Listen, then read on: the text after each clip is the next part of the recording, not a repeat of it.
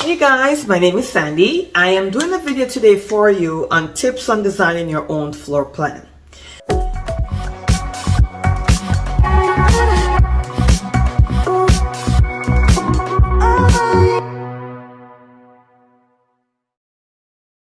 So you know how you could buy a new construction home and you could pick from the builder's floor plan? What if you had the opportunity to build your own home and design your own floor plan without breaking the bank, right? Because important that if you're going to custom design, you don't want to break the bank. Some builders will allow you to do some features in designing your home, like they'll have the floor plan, but there's some things you could pick to enhance the home. And then there are other builders that will allow you to get the land, or maybe you already have the land, and they'll build a custom home for you on the land, whatever land you pick, and you could design it. You could design it with an in-law suite, you could design it with a game room, a playroom, a man's cave, whatever you want to do. So how do we go about designing a floor plan that works for us, that will not cause us to break the bank? And more importantly, how do we stay in budget? So we all know, all of us have a big list of what we would like in a home.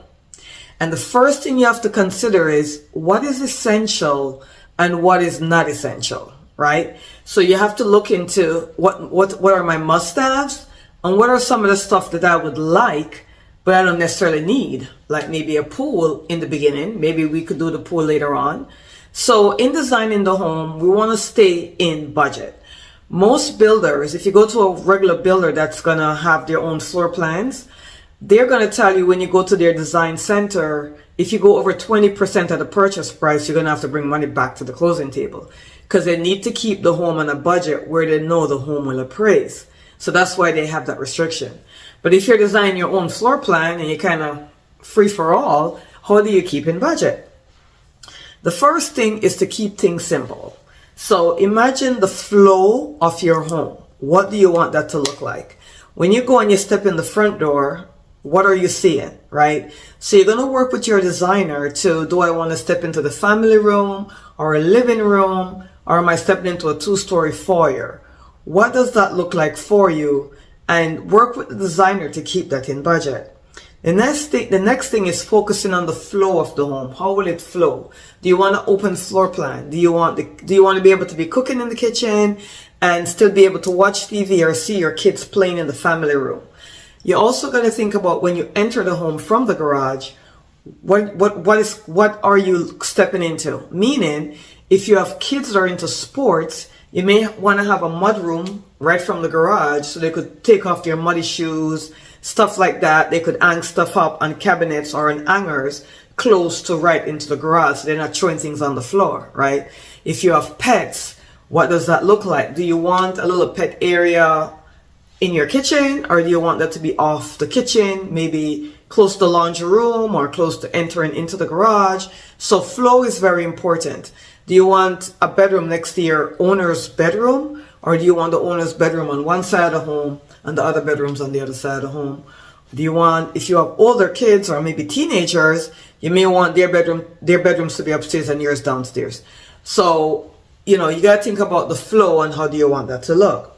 The next thing is security, right? How secure do you want the home to be? Maybe you have kids at home that stays home alone before you get home, and you want to be able to see them or see what they're doing. You may have pets at home and you want to see what the pet is up to when you're not home or when you're at work. So you got to think about security, because it's easier for them to run all the security lines in the inner walls of the home as opposed to trying to snake it through once the home is built. Another thing is surround sound. Do you like music? Do you want to have surround sound all around the home or not? What does your backyard look like? Do you like grilling? Do you prefer outdoor kitchen? Or is that not that important to you, right? So if you want an outdoor kitchen, this is the time that you could design in to run the gas line out there for the outdoor kitchen, or maybe the electrical outlet based upon what your utility is. In Florida, we have a lot of electricity, so electrical outlet or gas outlet to be run outside for your outdoor kitchen. What does that look like? If you have a nice backyard, like the home would, and that's another thing, the placement of the home and the land will determine how much backyard and how much front do you get. So you got to work that out with the designer. Okay, we're on this many acres of land. We want to be able to have a big backyard, or maybe a backyard isn't important. We want a bigger front yard. Maybe it's a corner lot. So exactly where the home sits will determine the setbacks you have and how much land you have to play around the home with. Another thing is natural light. So natural light, meaning you want natural light to be coming in through different windows. So window placements are going to be important, especially if you're designing from scratch. This is one of the reasons why the builder will have pre-designed homes already, or pre-designed floor plans that you could add things to. Makes it easier for you not to have to work out the whole window placement and the door placement and all that great stuff. Another thing is, you got to build in some decencies, right? You want to, how does it flow? Your decency might be stuff like, you want a personal office. You want a bigger loft area so you can put a pool table. You want the back door. Do we want back doors, or do we want sliders in the back? Do we want French doors in the back? Do we want an office? Is that office going to have a farmer's door, or is it going to have a French doors? What's that going to look like? If you're building out from a builder's plan, they will allow you to probably substitute, like they'll tell you could have an additional bathroom instead of another room, or you might be able to add an additional bedroom and take out the bathroom or something to that effect. So you have to think about, how do you want this to flow? And your family has a lot to do with this, because if you have younger kids versus older kids, if you have parents living with you, you may want to build an in-law suite on the first floor if you want a 2-story home. Maybe you want the traditional 2-story where all the bedrooms are upstairs and the kitchen, bathroom, family room, game room is downstairs. What does that look like for you? Also, for a garage, do you want a 2-car garage or a 3-car garage? Do you have taller, maybe a truck that you want to be able to park in the garage? Maybe you're into RV and you want to also be able to park the RV in the garage. Is that feasible? What does that look like? Also, maybe you're building out a multifamily home where you want to live on one side and rent the other sides up. Maybe you're building a 4-plex or a triplex, whatever it is, 2-family maybe. So how does that flow? And what do you want on your side as opposed to the side you're going to rent out?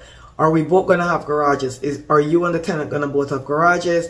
The driveway, what does that look like? If you're building out an in-law suite, are you going to have one main entrance and then the in-law suite goes to another direction?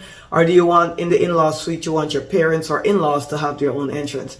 So this is going to be a lot of little steps that you need to think about. If you're going to build a pool, right, while building, what does the size of the pool look like? What are the insets on the pool? Do you want pavers in the back? Once the pool is built, do you want a pool and an outdoor kitchen? Do you want a spa in the pool? Pool design is a whole lot different ball game. You'll definitely meet with a pool designer and they'll do all that for you. Do you want the pool automated so you could control it from an app anywhere? Do you just want to keep it manual? So all this stuff are going to be things that's going to go into planning, and you don't want to start doing any kind of building until you have the design completely set. You speak with the architect, they understand the flow, you have all your little most important things. Because if you were to put everything you want in the home, you may or may not break the bank based upon your budget. So if you're on a budget where you have some land, you inherited some land, you bought some land, and you want to build a home on the land, remember that there are other things you could add as you go along, right? So in building the home itself, there are things that can be added later on down the road. You just want it to be plumbed. Like for an example, if you want to put a pool in and you don't have the budget for the pool, you could just have them do all the plumbing work and electrical work for the pool. So when you're ready to build the pool, you could just pull it from wherever all the utilities are built out. Same thing with the outdoor kitchen. Maybe you could just have it plumbed out and also have the electricity or the gas line going towards the outdoor kitchen. So when you're ready, you could just put it on in. Same thing if you want a utility sink in the garage. Maybe you just want to plumb in the sink and later on you could add it. Same thing with your laundry room. If you want a sink in the laundry room, you could have it plumbed in and then later on have that, as well. So there are things you could change and there's things you can't change. So you want the most hardwiring stuff. If it's going to be a 2-story home, what does your staircase look like? Do you want the black steps and the white background? Do you not care? So those kind of stuff you want to design out. Also, when it comes to flooring, a cheap way out in flooring is you could do carpet to start out with. Later on, you could pick up the carpet and you could put whatever floors you want down. You could even put tiles down after a while. So it depends upon what budget you're working with and what's most important for you. The most important thing is going to be bedrooms and bathrooms. You don't want to have to add those later, right? So you want to design those out to make sure they're flowing. Windows are important. You can always make a window into a doorway, right? So if you had a window, let's say you had a window in the owner's suite, and you had a nice big window looking out towards the backyard, and you eventually want to make that into a doorway. So you want to convert the window into a door. That's easier to do than trying to cut out a whole door, years later. So think about what you want, what are the stuff you can afford to have right now, and the stuff you cannot afford that you cannot really afford. Maybe some things could just be wired in and you could always add them in later. Thank you so much for watching. If you have any questions or you want to discuss this in more details, my phone number should be somewhere up here. You could give us a call, send us a text, and do a complimentary consultation. Thank you so much for listening, guys. I will see you on the next video.